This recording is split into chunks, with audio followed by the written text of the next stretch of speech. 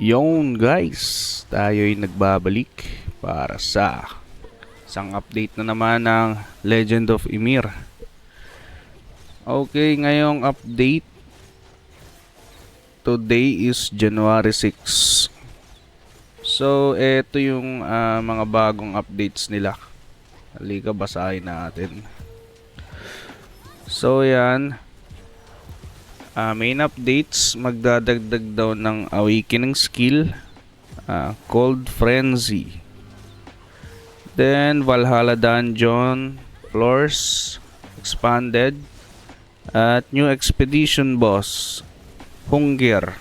Ewan ko kung yun tamang pag-pronounce, basta yun. So yun, okay, skills, nagdagdag sila ng Hall of Valkyrie 4F, Temple of Chaos 5F, and Folkvang 5F. So may GW mix din daw na makukuha doon. Check na lang natin muna guys. Tanggalin muna kita. So yung expedition daw, ayun, di siya kita, no? Ayun siya. May limit na, may requirement na level 60, tapos kailangan naka-awaken ka. Kasi itong one na to, alam ko kailangan mo mag-awaken para lumabas yan. So yan, may makukuha ka na rune top sa first clear. Okay, Norn Treasure, tapos Radiant Axe. At may chance kang maka epic dito, no, na equips. Okay. Paldo pala dyan, guys. So, kailangan i-rush nyo pala tong awaken, no? Pwede ka makakuha ng middle rune. So, pang codex siya, guys.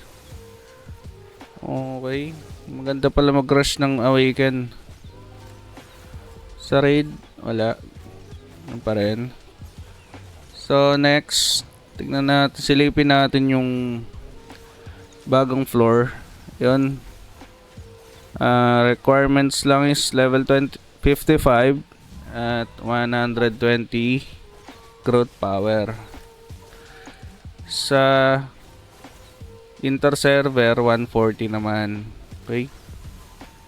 Sa temple, 150, tapos level 55. Okay, ito yung makukuha. Yung mga wala sa codex na, no, dito pala natin makukuha iba. Okay, Folkvang 160, taas Dito 180, inter-server chaos. 190 naman sa Folkvang, no?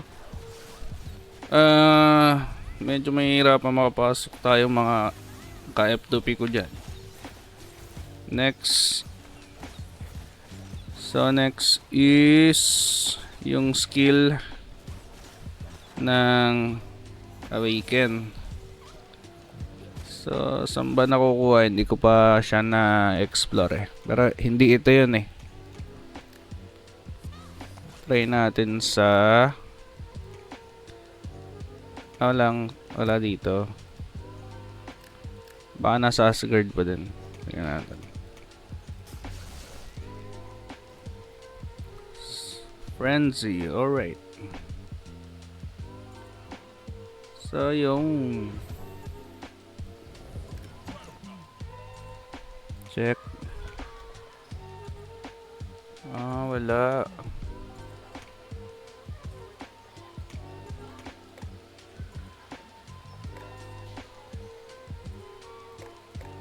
So wala pa, no? Mukhang may ibang, o baka kusang lalabas na lang yun. May nag-crop siya sa Garo Baldo. Okay. So yun lang naman yung ngayon, guys. Yun lang naman yung update ngayon. So yun, yung mga bagong maps, pero matataas yung requirements, guys. Palakas lang tayo.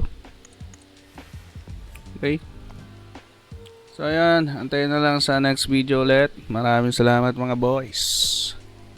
Let's go.